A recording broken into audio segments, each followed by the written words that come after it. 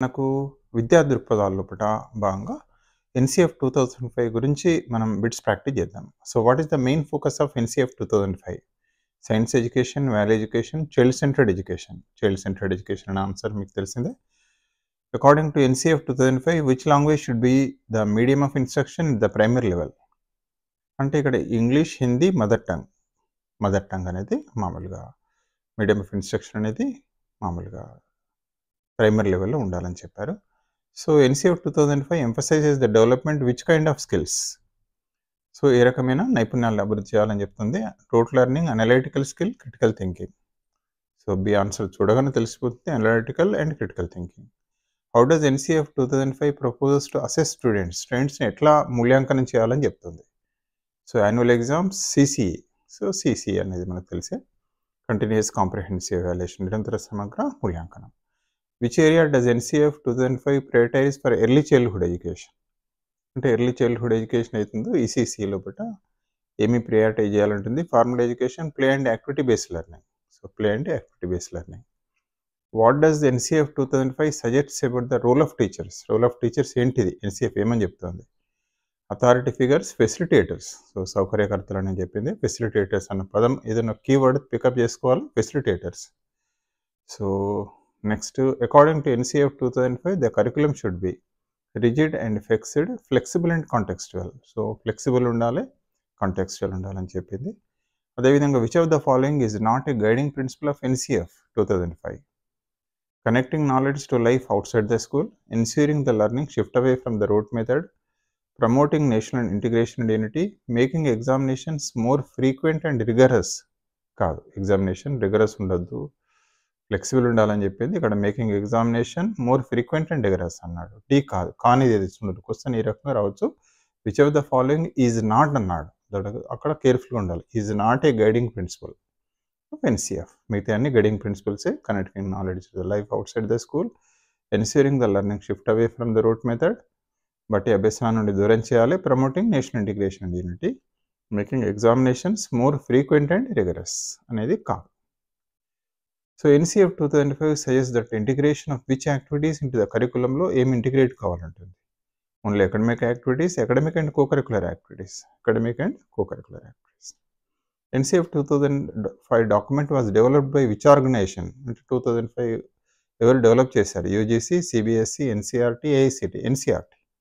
So, వీటిని same అదే ఇచ్చాడు. ఎన్సీఎఫ్ తెలుగు లోపల ఎన్సీఎఫ్ 2005 యొక్క ప్రధాన లక్ష్యం ఏంటి? శిశు కేంద్ర విద్య, బాల కేంద్ర విద్య, లేదా ఇంకా ఎట్లని అడగచ్చు, కన్స్ట్రక్టివిస్ట్ అప్రోచ్, నిర్మాణాత్మక ఉపయోగం అప్రోచ్ కూడా. అంటే పిల్లవాడే తనకు తానే జ్ఞానాన్ని నిర్మించుకోవాలి. బాల కేంద్రిత విద్య అనే చదువు శిశు కేంద్ర విద్య. ఎన్సీఎఫ్ 2005 ప్రకారం ప్రాథమిక స్థాయిలో పాఠ్య బోధన ఏ భాషలో ఉండాలి అనేది, అంటే మాతృభాష, తల్లి భాష అని ఇచ్చాడు, మాతృభాష. ఎన్సీఎఫ్ 2000 పట్ల దృష్టి కేంద్రీకరించేది ఏ తరహా నైపుణ్యాలు? మామూలుగా బి, విశ్లేషణాత్మక మరియు విమర్శనాత్మక ఆలోచన. విద్యార్థులను ఎలా అంచనా వేయాలని ఎన్సీఎఫ్ సూచిస్తుంది? సీసీ అనే డైరెక్ట్ ఇచ్చారు, నిరంతర సమగ్ర మూల్యాంకనం ద్వారా.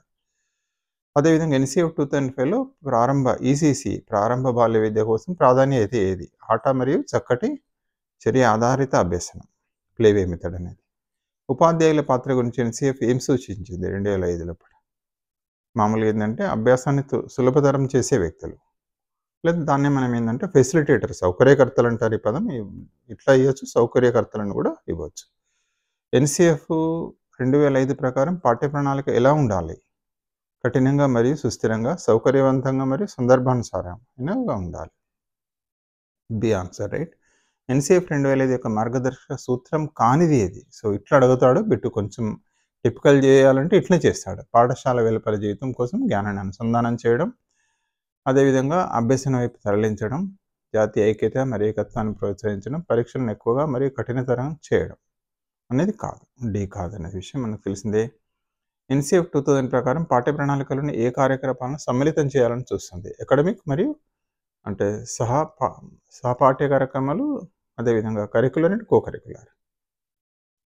ఎన్సీఎఫ్ 2005 ప్రకారం పాఠ్య ప్రణాళికలు ఏ కార్యక్రమం? సేమ్ అదే బిట్ రిపీట్ అయింది ఇక్కడ.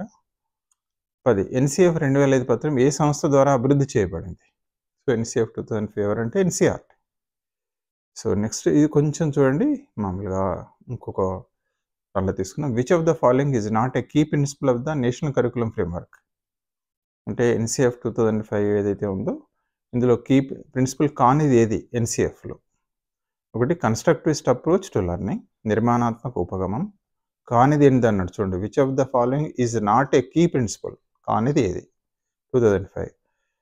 సో, ఏ అయితే కరెక్టే. Emphasise on rote learning and memorisation. చూసారా? ఎంఫసైజ్ ఆన్ రోట్ లెర్నింగ్ చేయాలని ఎంఫసైజ్ చేసింది. మెమరైజేషన్ బట్టి పట్టాలని చేసింది. Holistic development of the child inclusive education. ఇక్కడ కానిది ఏంది అంటే ఎలిమినేషన్ ప్రాసెస్‌లో వెళ్తున్నాం. సో, కన్‌స్ట్రక్టివిస్ట్ అప్రోచ్ రైటే. హోలిస్టిక్ డెవలప్‌మెంట్ రైటే. ఇంక్లూజివ్ రైటే. కానిది ఏందంటే ఎంఫసైజ్ బట్టి పట్టాలని చెప్పింది అంటున్నాడు. సో, అది నాట్ ఈ principal.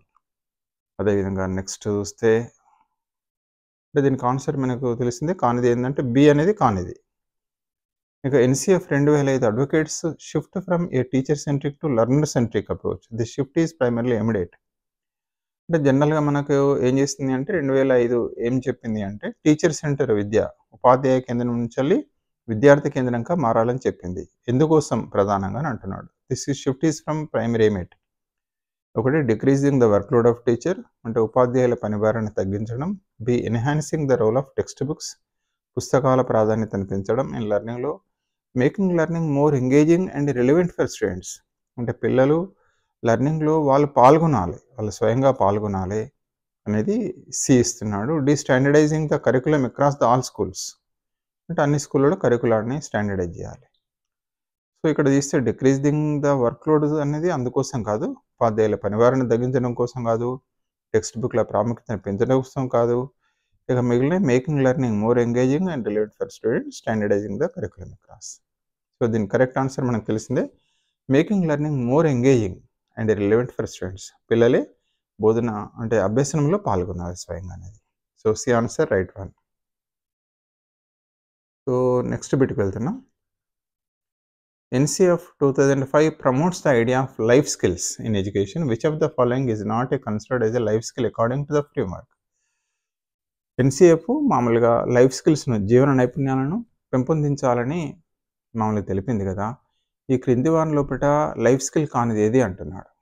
The NCF 2005 promotes the idea of life skills in education. Which of the following is not considered as a life skill according to the framework? Critical thinking, communication skill, problem solving, competitive exam preparation. So, మనందరికి తెలిసిందే critical thinking అంటే నిశితంగా ఆలోచించడం, క్రిటికల్‌గా ఆలోచించడం, communication skills సమాచార నైపుణ్యం, problem solving సమాచారాన్ని అంటే సమస్యలను పరిష్కరించే నైపుణ్యం. కాంపిటేటివ్ ఎగ్జామ్ ప్రిపరేషన్ అనేది కాదు, లైఫ్ స్కిల్ కాదు. సో, డి ఈజ్ ద కానిదేది విచ్ ఈజ్ నాట్ కన్సిడర్డ్. చూడాలి కేర్‌ఫుల్‌గా. కాంపిటేటివ్ ఎగ్జామ్ ప్రిపరేషన్ అనేది కాదు. అదేవిధంగా నెక్స్ట్ చూద్దాం. NCF 2005 emphasizes the importance of assessment for learning.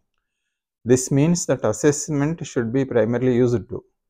అంటే ఎన్‌సీఎఫ్ 2005 గాని, ఎన్‌ఈపీ 2020 కూడా అదే చెప్పింది.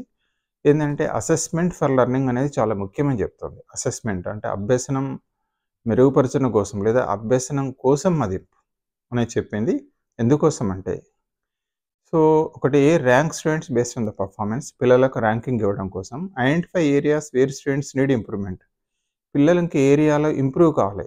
అంటే వాళ్ళ బలాలు బలహీనతలు తెలుసుకొని ఇంకా ఏరియాలో ఇంప్రూవ్ కావడం కోసం. C assign grades and determine promotion గ్రేడ్లు ఇవ్వడం ప్రమోషన్ కోసం. Compare students progress to national standards పిల్లల యొక్క ప్రోగ్రెస్‌ను కంపేర్ చేయడం కోసం. ఆటోమేటిక్‌గా తెలిసిపోతుంది దేనికంటే identifying the areas where students need to improvement. Assessment for learning అంటే ఇంకా ఎంతవరకు నేర్చుకున్నారు, ఇంకా ఏ మేరకు నేర్చుకోవాలి, ఎక్కడ బలంగా ఏడున్నారు, బలహీనంగా ఏడున్నారు, అక్కడ ఇంప్రూవ్ చేయాలని కదా. సో, అందువల్ల B1 is the right answer. ఇక నెక్స్ట్ బిట్ చూస్తున్నాం. Which of the following is the key focus area for the NCF 2005 in terms of curriculum development. So, curriculum డెవలప్మెంట్‌లో కూడా కీ ఫోకస్ ఏరియా ఏంది అంటున్నాడు. Introducing a rigid and standardized curriculum for schools, emphasize traditional subjects like history and literature, integrating technology into the learning process, promoting vocational education over general education. So, the answer correct one C1, integrating technology into the learning process. Which of the following is a key focus area for the NCF 2005 in terms of curriculum development. So, this is the already మనం చూసాం answers emphasize. So ఇది మనకు NCF 2005కి సంబంధించిన questions practice bits. So thank you for watching this video. I wish all the success. Finally